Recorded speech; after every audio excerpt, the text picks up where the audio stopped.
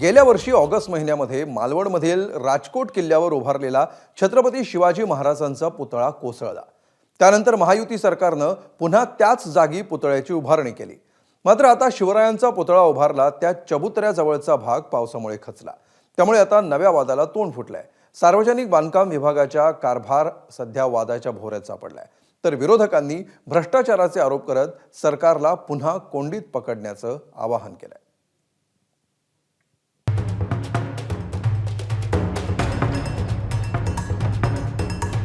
11 मे 2025 मुख्यमंत्री देवेंद्र फडणवीसांच्या उपस्थितीत मालवणच्या राजकोट किल्ल्यावर शिवरायांच्या नव्या पुतळ्याचं लोकार्पण झालं। पण या नव्या पुतळ्याचं बांधकामही आता वादाचं कारण ठरलंय। याचं कारण पुतळ्याच्या चबुतऱ्या शेजारची ही खचलेली जमीन।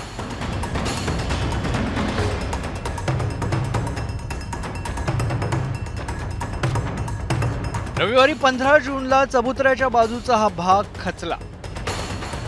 ही बाब स्थानिकांनी प्रशासनाच्या निदर्शनास आणून दिली। त्यानंतर खचलेल्या भागात भराव टाकून सार्वजनिक बांधकाम विभागानं हा भाग बुजवला। पण शिवप्रेमींनी मात्र यावर नाराजी व्यक्त केली आहे। निष्काळजीपणा या ठिकाणी ह्या प्रशासनाने पुन्हा एकदा केलेला आहे। गेल्यावेळी पण त्यांनी असंच केलं होतं आणि पुऱ्या आपल्या राज्याचं नव्हे तर देशाचं नाव खराब ह्या प्रशासनामुळे झालं होतं। आणि आत्ता देखील सत्तारूढ पक्षाने त्यांच्यावर अंकुश ठेवायला हवा होता, परंतु आता बघितलं जवळजवळ 3-3.5 फूट हे खचले। याचा अर्थ हा आहे की ह्याच्यात निष्काळपणा झालेला आहे। आता सुद्धा आपल्याला अपेक्षा होती एक शिवप्रेमी म्हणून की हे काम अतिशय चांगल्या दर्जाचं होईल आणि जेणेकरून जे पहिला जो घडला आहे प्रकार तो आता घडणार नाही अशी अपेक्षा होती। परंतु अजून पावसाळा सुरू न झाला, एक पहिला पाऊस जातो न जातो आणि 1 महिना न होता तोपर्यंत अशी परिस्थिती आज तुम्ही बघितली। धक्कादायक बाब ही की जिल्हाधिकाऱ्यांनी गेल्याच आठवड्यात राजकोट किल्ल्यावर येत पाहणी केली होती। यावेळी या ठिकाणी एक भेग पडलेली जिल्हाधिकाऱ्यांच्या निदर्शनास आली होती। पण मालवणमध्ये झालेल्या मुसळधार पावसामुळे रविवारी पुतळ्याजवळचा हा भाग खचला। पण हा भाग पुन्हा खचण्याची शक्यता नाकारता येत नाही असं जिल्हाधिकाऱ्यांनी म्हटलंय। मी मागच्या आठवड्यात एकदा भेट दिली होती तिथे, त्यावेळी थोडंसं एक क्रॅक दिसले होते मला। तशी कल्पना सार्वजनिक बांधकाम विभागाच्या कार्यकर्त्यांना दिली होती मी। त्याप्रमाणे त्यांनी काम पण सुरू केलं होतं, परंतु काल 2 दिवसांत खूप पाऊस पडल्यामुळे माती थोडीशी जास्ती खचली आणि तसा किल्ल्याला काही धोका नाही आहे। साईडचा जो पोर्शन जो आहे, जो भराव बाजूचा केला आहे तोच थोडासा खचला होता, तो आता दुरुस्त केला आहे।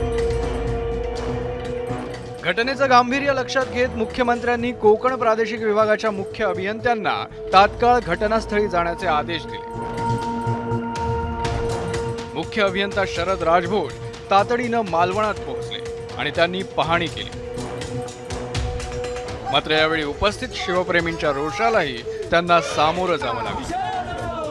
या भ्रष्टाचार सरकारचा या हे शेजारी जे काही माती खचली त्याच्याबद्दल आम्ही व्हिजिलन्सला पाठवून त्याचा अहवाल मागू आणि त्याच्या जे काही शिफारशी असतील त्याप्रमाणे कारवाई करण्यात येईल। नाही, तसं सिरियस काही नाही याच्यामध्ये, हे जनरल रुटीन आहे। पावसामुळे थोडीशी माती खचते आसपासची, एवढंच आहे, त्याच्यामध्ये विशेष काही नाही। दरम्यान या सगळ्या प्रकारानंतर राजकारणही रंगलं।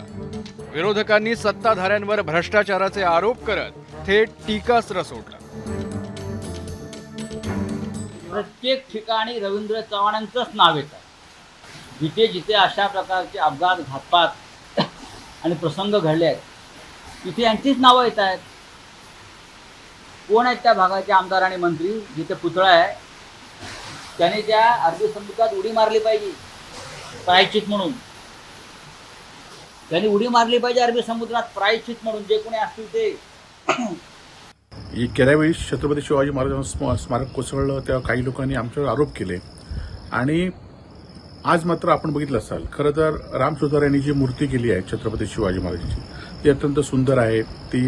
तिला काही धोका आजही नाही, परंतु आजूबाजूला जे PWDने काम केलं, जे पहिलं काम केलं होतं आणि नवीन काम केलं ते पूर्णतः बोगस काम केलं आहे। या कामामध्ये मोठ्या प्रमाणात भ्रष्टाचार झालेला आहे। महाराष्ट्रातल्या भ्रष्टाचारी सरकारने छत्रपतींच्या नावावर सुद्धा भ्रष्टाचार जो सुरू केलेला आहे त्याचा फटका आमच्या हिंदवी स्वराज्य संस्थापक म्हणजे आमच्या दैवताला सहन करावा लागतो. मी या महाराष्ट्रातल्या सध्याच्या सरकारचा धिक्कार करतो. विरोधकांनी आक्रमक पवित्रा घेतल्यानंतर सत्ताधाऱ्यांनी या सगळ्या प्रकारावर काय उत्तर दिलंय तेही ऐका. चौथरा खचला यापेक्षा तिथे जो पडलेला, ज्याला आपण तांत्रिक अडचणी आहेत त्या दूर करून आपण काम केलेलं आहे. काम मजबूत असेल. आता पडलेला जो खड्डा आहे तोही भरून त्याचाही योग्य निपटारा केला जाईल असं मला वाटतं. आताचा पुतळा हा भक्कम पायावर उभं राहण्यासाठी तिथं मोठ्या प्रमाणात खोदकाम झालेलं होतं आणि तो कॉन्क्रीटचा पुतळा, त्याला 100 वर्षाची गॅरंटी आहे आणि त्याच्यामुळे कॉन्क्रीटचा जो पाया आहे तो आणि त्याच्यावरचा भव्याचा पुतळा आहे जो ब्रॉन्झचा आहे, त्याच्यामुळे पुतळ्याला काही होणार नाही याची आम्हाला खात्री आहे. आता जर आजूबाजूचं काम करत असताना योग्य ती काळजी न घेण्याला कोण जबाबदार असतील तर त्याची चौकशी करणं हे डिपार्टमेंटचं काम आहे आणि ते आवश्यक ते काम ते करेल. 4 डिसेंबर 2023ला नौदल दिनानिमित्त पंतप्रधान नरेंद्र मोदींच्या उपस्थितीत पहिल्यांदा राजकोट किल्ल्यावर भव्य पुतळ्याचं लोकार्पण करण्यात आलं. पण दुर्दैवानं हा पुतळा अवघ्या 8 महिन्यात कोसळला. शिवप्रेमींचा संताप झाला आणि प्रशासन खडबडून जागं झालं. अखेर 10 महिन्यांनी कोट्यवधी रुपये खर्चून पुन्हा हा पुतळा उभा राहिला. खुद्द मुख्यमंत्र्यांनी याचं लोकार्पण केलं, पण महिनाभरात चबुतऱ्याच्या बाजूची जमीन खचली आणि नवा वाद उभा राहिला. पण सुदैवाची बाब ही आहे की चबुतरा आणि पुतळा दोन्हीही सुरक्षित आहेत. सदाशिव लाड, एबीपी माझा, मालवण, सिंधुदुर्ग.